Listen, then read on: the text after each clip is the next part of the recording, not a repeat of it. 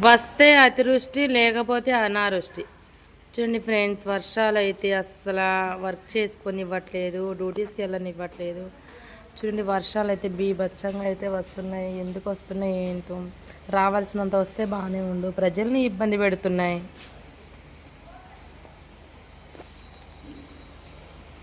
ఇక్కడ చూడండి వర్షం మీద ఎలా అయితే నిలిచాయి.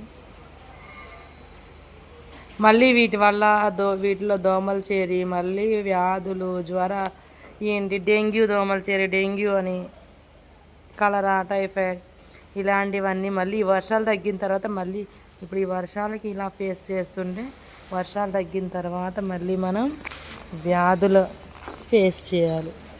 ఏంటో ఫ్రెండ్స్ ఈ బాధలు అన్నీ మానవులకే. సరేలే కానీ టిఫిన్లు అయినాయా ఫ్రెండ్స్? మేమైతే చేసాము, కంప్లీట్ అయింది, ఇంకా వంట అయితే చెయ్యాలి.